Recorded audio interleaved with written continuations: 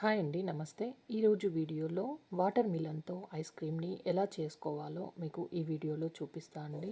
చాలా ఈజీగా ఇంట్లోనే ఈ ఐస్ క్రీమ్ని తయారు చేసుకోవచ్చు. బయట కొనే ఐస్ క్రీమ్లో టేస్ట్ కానీ టెక్స్చర్ కానీ ఎలా ఉంటుందో అలాగే ఉంటుంది. ఇప్పుడు దీన్ని ప్రిపేర్ చేసుకోవడానికి ముందుగా 1 కప్పు వరకు వాటర్ మిలన్ జ్యూస్ని వాటర్ మిలన్ ముక్కల్ని మిక్సీలో వేసి గ్రైండ్ చేయకుండా ఇలా జల్లెడలో వేసి సీవ్ చేసుకొని జ్యూస్ తీసుకుంటే కలర్ చేంజ్ కాకుండా ఉంటుందండి. ఇప్పుడు ఈ జ్యూస్లోకి 1/2 కప్పు వరకు షుగర్ని వేసుకోవాలి. ఈ షుగర్ని మీరు తీపిని బట్టి వేసుకోండి. నేనైతే ఇక్కడ 1/2 కప్పు వరకు వేసానండి. ఇప్పుడు ఇందులో చిన్నగా కట్ చేసుకున్న 1/2 కప్పు వరకు వాటర్ మిలన్ ముక్కల్ని వేసుకుంటున్నాను. ఇలా కొన్ని వాటర్ మిలన్ ముక్కలు వేసుకోవడం వల్ల ఐస్ క్రీమ్ తింటుంటే అక్కడక్కడ తగులుతుంటే టేస్ట్ చాలా బాగుంటుంది. వేసినవన్నీ ఒకసారి కలిసేటట్టుగా కలుపుకోవాలి. ఇలా కలుపుకున్న తర్వాత ఇక నేను వాటర్కి బదులుగా ఒక బౌల్లోకి వాటర్ మిలన్ జ్యూస్ తీసుకొని దాంట్లో 2 టేబుల్ స్పూన్ వరకు కార్న్ఫ్లోర్ వేసి ఎక్కడా ఉండలు లేకుండా మొత్తం మిక్స్ చేసుకుంటున్నాను. ఈ విధంగా బాగా కలుపుకున్న తర్వాత దీన్ని ఇప్పుడు వాటర్ మిలన్ జ్యూస్లోకి పోసుకోవాలి. ఇలా కార్న్ఫ్లోర్ మిక్చర్ పోసుకున్న తర్వాత దీన్ని మొత్తం ఒకసారి మిక్స్ చేసుకొని బాగా మరిగించుకోవాలి. దీని కన్సిస్టెన్సీ చిక్కబడే వరకు మరిగించుకోవాలండి. ఇక నాకు ఒక 2-3 నిమిషాల వరకు ఇలా చిక్కబడిపోయింది. ఇప్పుడు దీన్ని స్టవ్ ఆఫ్ చేసి పక్కన పెట్టుకొని పూర్తిగా చల్లారనివ్వాలండి. ఇలా చల్లారేలోపు నేను ఇక్కడ 1 కప్పు వరకు థిక్ క్రీమ్ని యూజ్ చేస్తున్నాను.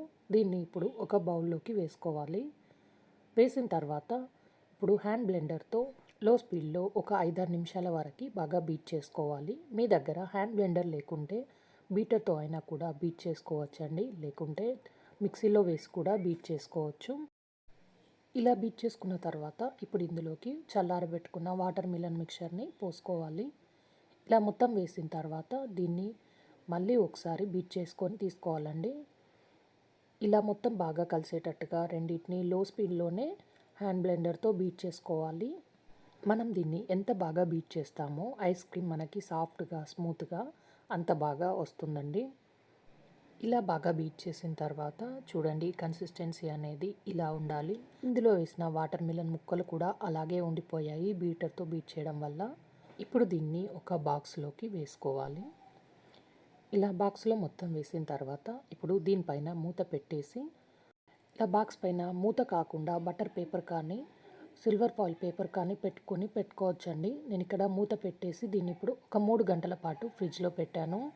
ఇప్పుడు 3 గంటల తర్వాత తీస్తున్నాను. చూడండి, ఇలా కొంచెం గట్టిపడ్డ తర్వాత దీన్ని ఇప్పుడు మొత్తం ఒక బౌల్లోకి వేసుకోవాలి. ఈ ఛానల్లో చాలా రకాల ఐస్ క్రీమ్ రెసిపీస్ ఉన్నాయండి. చూడకుంటే కింద డిస్క్రిప్షన్లో లింక్ ఇస్తాను, చూడండి. ఇలా బౌల్లోకి మొత్తం వేసుకున్న తర్వాత ఇప్పుడు దీన్ని బీటర్తో మళ్ళీ 2 నిమిషాల పాటు బాగా బీట్ చేసుకోవాలి. ఇలా మళ్ళీ బాగా బీట్ చేసుకున్న తర్వాత మనకి టెక్స్చర్ అనేది ఇలా బబుల్స్లా రావాలండి. ఇలా బబుల్స్లా వస్తే మనం చేసే ఐస్ క్రీమ్ బయట ఎలా ఉంటుందో టెక్స్చర్ అనేది అలాగే ఉంటుంది. ఇప్పుడు దీన్ని మళ్ళీ అదే బాక్స్లోకి వేసుకోవాలి. ఇలా వేసిన తర్వాత మళ్ళీ దీనిపైన మూత పెట్టేసి దీన్ని ఇప్పుడు ఒక 8 గంటల పాటు ఫ్రిడ్జ్లో పెట్టుకోవాలి, లేకుంటే నైట్ మొత్తం అయినా కూడా మీరు ఫ్రిడ్జ్లో పెట్టి తీసుకోవచ్చు. నేనైతే 8 గంటల పాటు డీప్ ఫ్రిడ్జ్లో పెట్టానండి. ఇప్పుడు దీన్ని 8 గంటల తర్వాత తీస్తున్నాను. చూడండి ఐస్ క్రీమ్ ఎంత బాగా వచ్చిందో.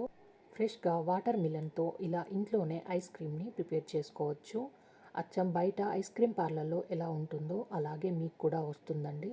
ఈ ఐస్ క్రీమ్ కనుక మీకు నచ్చినట్లయితే వీడియోకి లైక్ చేయండి, షేర్ చేయండి, సబ్స్క్రైబ్ చేయండి. Thanks for watching.